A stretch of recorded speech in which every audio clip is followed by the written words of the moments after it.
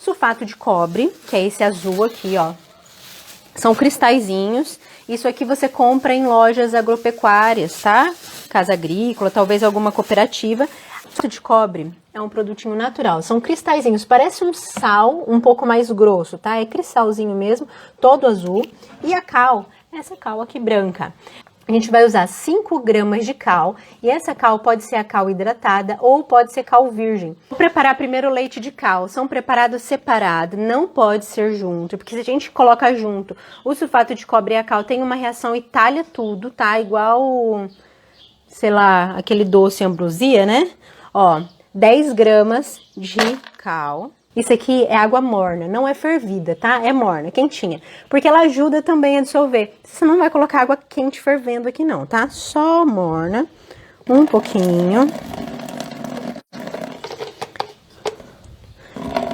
E vai misturar. Se a cal for de qualidade, rapidinho ela dissolve. Agora, se não for, se for uma cal mais impura, ela demora mais a dissolver.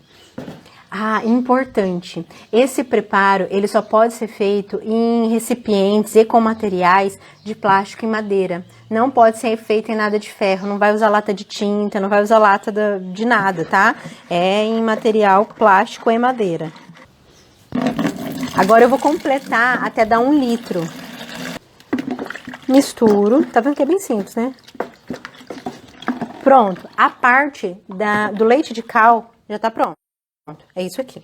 Agora a gente vai fazer o sulfato de cobre. Agora eu coloquei os 10 gramas de sulfato de cobre.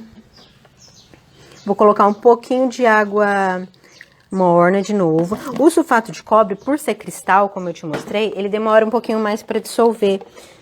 Então a água, se você não for deixar de molho a trouxinha, a água é bem importante. Água quente, tá? Água morna. Como é que você vai preparar? Ó, já dissolveu. Na água quente, na água morninha, já não tem mais nenhum cristal. Agora eu vou completar com 1 litro de água. Além do efeito fungicida, bactericida e repelente de insetos que eu te falei, a calda bordaleza, ela tem cobre e ela tem cálcio no final das contas. O cálcio lá no leite de cal e o cobre aqui nessa solução de sulfato de cobre. E os dois são nutrientes para as plantas. São micronutrientes, micro de pequeno, tá? São em quantidades pequenas que a planta absorve, mas são muito importantes para a formação de estruturas para o desenvolvimento das plantas. O cobre, inclusive, ele ajuda na produção de frutos, tá? Então, se você tem frutíferas aí, você tem pomar e tal, é bem legal porque também fornece esses nutrientes, tá?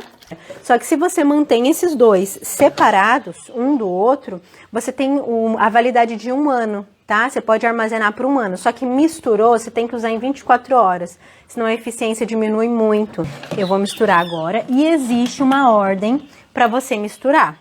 Não pode misturar de qualquer jeito e presta bastante atenção, porque senão você vai perder, tá? A sua calda. Existe uma ordem de reação aqui, porque um é ácido e outro é básico.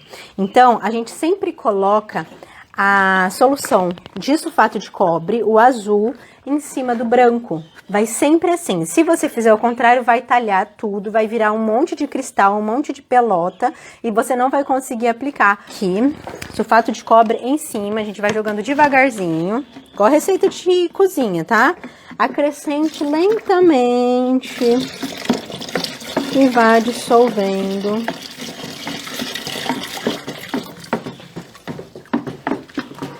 Tá pronta a minha solução de sulfato de cobre?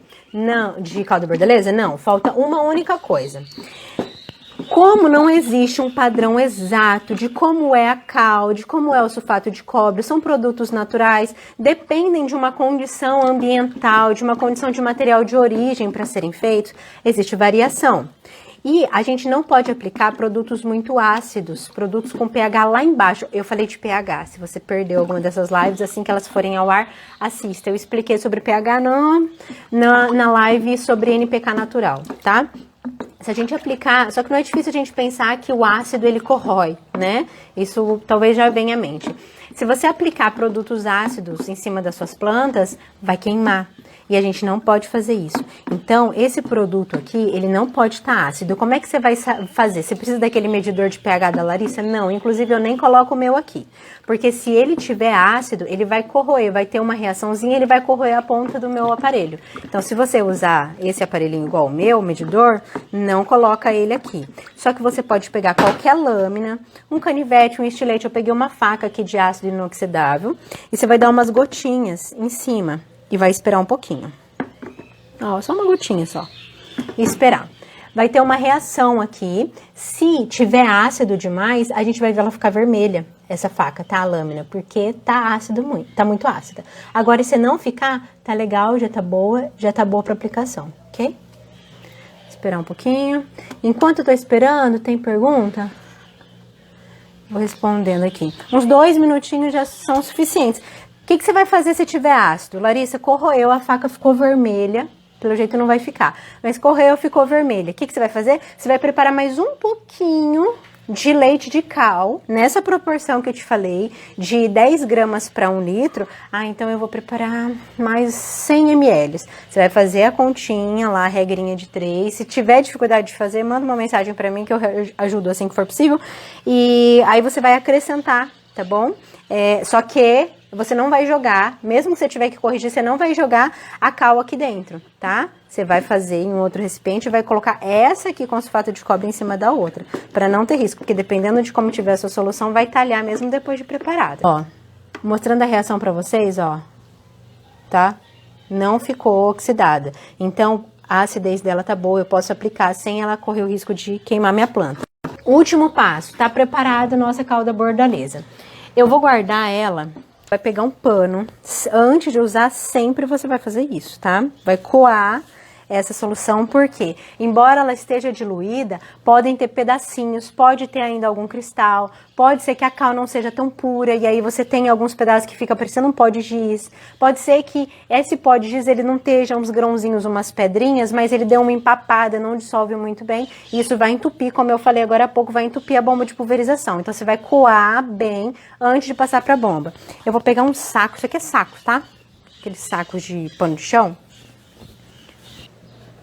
Esse saco aqui, ele vai servir como meu filtro, tá? E eu vou usar ele é duplo, então, mesmo que os poros desse pano, né, as tramas, elas sejam grossas, eu tenho 2, então vai ajudar a segurar melhor qualquer partícula que seja grande. E essa é a última etapa, antes de eu colocar na minha bombinha de pulverização para usar, porque assim eu não vou ter que ficar desmontando bomba, lavando filtro.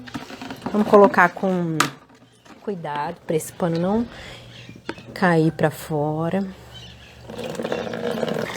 Lembrando que depois que misturou o leite de cal com o sulfato de cobre, 24 horas para usar, tá? Eu tenho até amanhã cedo para usar, então eu vou aplicar hoje no final da tarde.